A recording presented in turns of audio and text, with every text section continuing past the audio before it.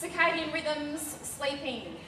It's pretty cool. So this is the normal hormone levels and sleeping patterns of the normal people. Okay, which is the black line is the normal people. Actually, well, normal, but not what's common. Put it that way. So that's what we should be.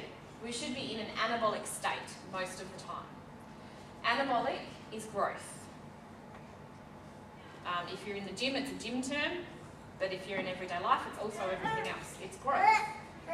Personal growth is still growth. It's still an anabolic state. When your body's moving forward and doing well and doing all that stuff, you're in an anabolic state. When you're in a catabolic state, you're being destructive. You're destroying yourself. So what normally happens when you're in an anabolic state is that we're supposed to come up with the sun and go down with the sun.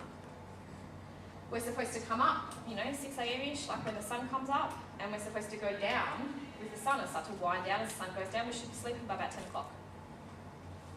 So, between the hours of 10 p.m. and 2 a.m. are your hours of physical repair. They are your only hours of physical repair. When you lose an hour, or 2 hours, or 10, you've lost it. Gone. Can't replace it. Doesn't matter if you sleep the whole next day. Cannot replace those hours. They're gone. 10 a.m. to 2 p.m. 10 p.m. to 2 a.m. are your hours of physical repair. So if you go to sleep every night at 11 o'clock, you lose an hour of sleep. You use an hour of physical repair every single night, and that adds up accumulatively. And you are literally degenerating cellularly at a faster level. If you're a shift worker, sorry, Ninja. It's true. I tried. And circadian rhythms, the reason why they're called circadian rhythms and why the world map is up there is because it's dependent on the time zone and where you were born as well. So there was quite a documented case that Paul Check did many years ago, and he works with really wealthy people, very, very, very, complex people with lots and lots of money and stuff. And he had this guy doing the gold standard of everything, and they just couldn't quite figure out his health problems. It just wasn't working. And it turned out that the guy was living in America but was born, I can't remember where, different time zone. It might have been in England or something, I don't really know. But it just turned out that eventually he had to move home. And by moving home, it put him back into his circadian rhythm. Because your 10 p.m. to 2 a.m. is your 10 p.m. to 2 a.m. So like if you were born in England and you moved to Australia, your 10 p.m. to 2 a.m. is different. Yeah? So if that is something for you, then it is a little bit harder. You want to really pay attention to that stuff and what you want to do is make sure that the rest of your 6 foundation principles are so damn good that it's enough to keep you balanced and keep you really, really well, because it can throw you out. So between the hours of 2 a.m. and 6 a.m. is your psychological repair. And if you lose it, you lose it. You lose it. True. Who could deny that if you don't get enough sleep, you go nuts?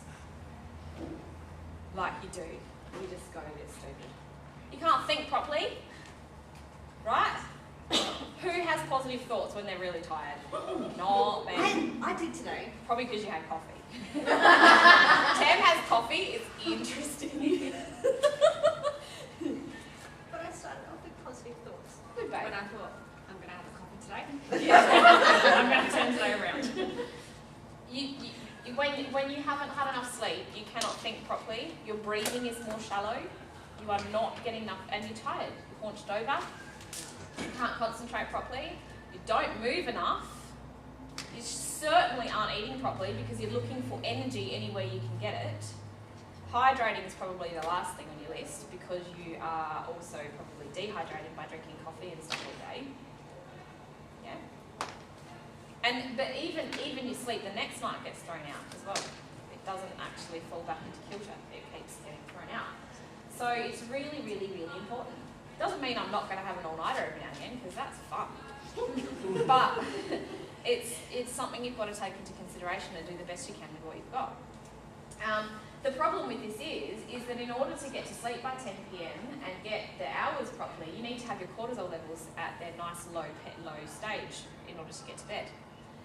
the reason that you can't get to bed properly and probably get a good amount of sleep is because you're more like a white line person, which is most of society, and you're jacking yourself up with cortisol all day. So you're supposed to have a natural spike in cortisol when the sun comes up, and it's the sun hitting your skin that gives you the cortisol spike. You don't even have to open your eyes. It's the sun hitting your skin. It's the light hitting your skin. So any light gives you a cortisol spike. Your alarm clock gives you a cortisol spike. TV in your room gives you a cortisol spike. Phone in your room gives you massive cortisol spike and brain cancer. But yeah, all that stuff. So if you've got TVs and stuff in your room, I know so many people that I can't go to sleep without my TV on.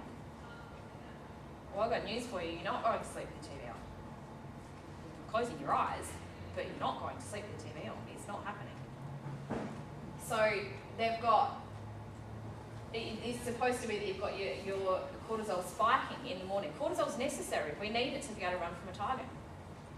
And it's literally what gives us energy. Without it, we can't do anything. We can't function. You're not going to be able to jump up and down without cortisol. It doesn't happen. You can't do it. But the problem is when it stays up, it doesn't come back down to where it's supposed to come down. And most of us, it doesn't. So when it's not spiking in the morning because of all the other factors that are going on, if you are somebody who wakes up in the morning and is jumping out of bed and is on, raise your hand. Really, Ninji? Yeah. Oh, like so part of the time. I need to go, and I'm up there. Yeah, but that's adrenaline, babe. That's not. That's not a good thing. I'm jumping out of bed as well. I got the shower for 2 minutes to get to work. The alarm goes on. Because you've hit snooze all those times. This is what I mean. All right. So if you're I want to get up, I want to roll over, my bed's too long, I want to get up, hit snooze. Where's my coffee? Who's that? It's me even. Yeah. So that is because our cortisol levels are low, not high. We need them to be high, but they're low. So in order to get a cortisol response, we have coffee, we do all those things to jack ourselves up. And yeah, so what happens is then it jacks us up. But because it's an unnatural stimulant, it's not the body's natural cortisol levels, it dips down again. And it feels real yuck because it's quite a harsh dip. It's not a natural level dip. It comes all the way down. So then we need to keep jacking ourselves up. Lots of things give you cortisol response. Having a fight with someone gives you a cortisol response. I know lots of people who start fights just because they're tired.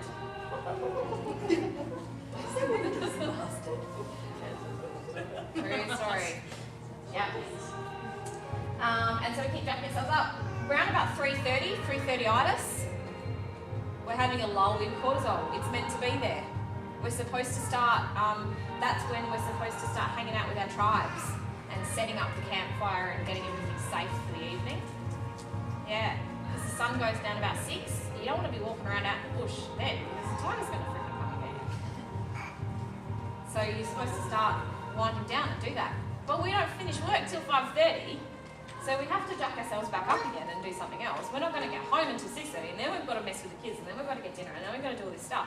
There's no wonder you can't sleep, because you've just jacked yourself up again at 3:30, 5:30, 6:30, 7:30, 8:30. By the time you stop, it's like 9 o'clock, and you're like supposed to go to bed now?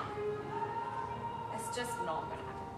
So that's what happens, and then your cortisol stays up for approximately 12 hours. So if it's still high at 9 o'clock, or even at 5:30 if it's still high, or even at 3:30 if it's still high, and you've done something to jack it back up, you've got 12 hours before it's going to come back down again. So you might close your eyes, but you're not going to sleep.